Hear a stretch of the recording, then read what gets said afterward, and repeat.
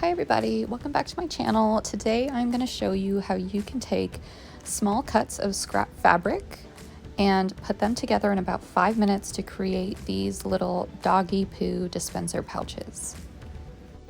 This is a wonderful sew to sell project that you can do in just about 5 minutes, and you can go ahead and pause and take down these measurements. That is all you need. So what I did beforehand is I just mass cut all of my scraps. This is wonderful for batch sewing as well.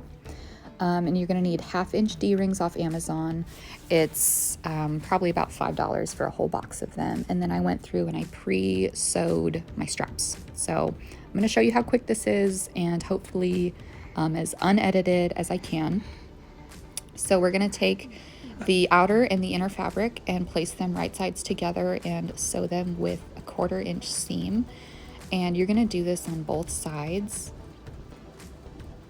And again, this is great for chain piecing. You'll see I have like 20 pieces of these on my sewing machine. This is such a fast project.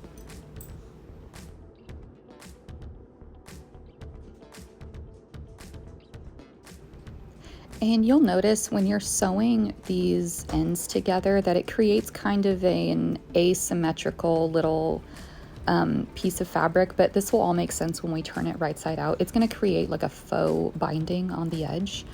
And I should mention, this is actually kind of a remake of another YouTube tutorial that I will link below.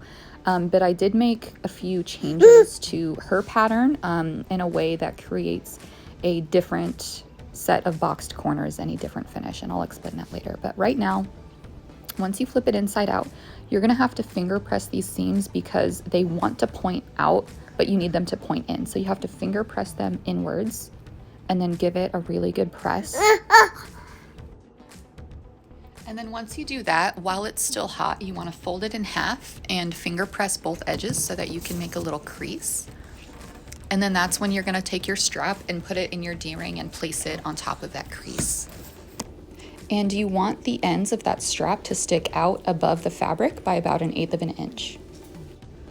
And once you pin that in place, you're going to fold both sides to the far edge of that strap, if that makes any sense. So both of the sides are going to overlap the strap, and they're going to overlap each other probably by just about 1/4 inch, and that's all you really need.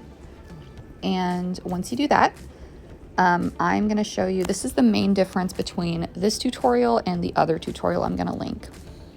So it's very important you have a tailor's awl, and you can get these at Walmart for like $5, but you want to take an awl and you want to pinch the edge of that fabric and find the exact edge and use the awl to push it into the center. And that's going to create these, they're not boxed corners, but it kind of looks like a gift bag almost. And it's incredibly easy, as you're seeing right here. It takes 2 seconds. And so the main difference is that the other tutorial, she took the time to box all of the corners, flip them, turn them inside out. It was like 5 additional steps. This halves the time that it takes to sew this bag. So once all of those edges are folded in, we're going to take it back to the sewing machine. And back stitching is going to be very important in this step for durability and longevity of these little bags. Okay, so I prefer to back stitch in 3 steps. I back stitch at the beginning, over the middle where the flaps intersect for durability, and at the end.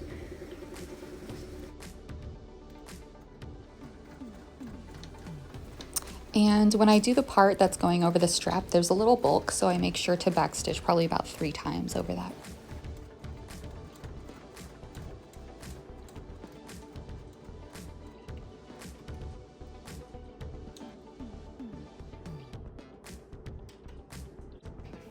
All right, and we are making really good time. We just have one more step to finish this bag. So that little strap that we mentioned earlier that you want to leave hanging above the fabric by about 1/8 of an inch, that's going to make it really easy to just fold back those seams and clip that off.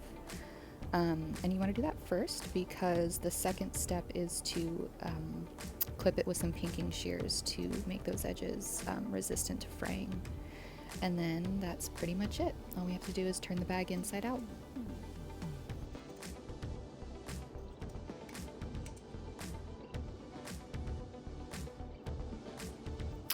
All right, and there we are. In less than 5 minutes, we've put together one of these little waste bag dispensers, and you can really speed up the process on production if you do it in a batch sewing manner. I did manage to make about 45 of these in just under a couple hours.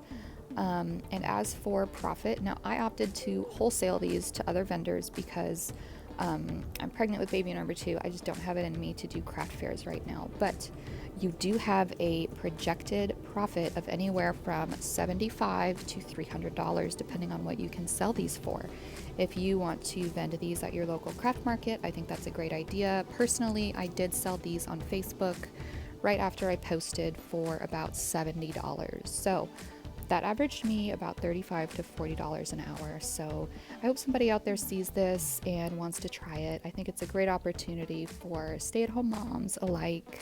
And yeah, so give it a shot. Let me know how it goes.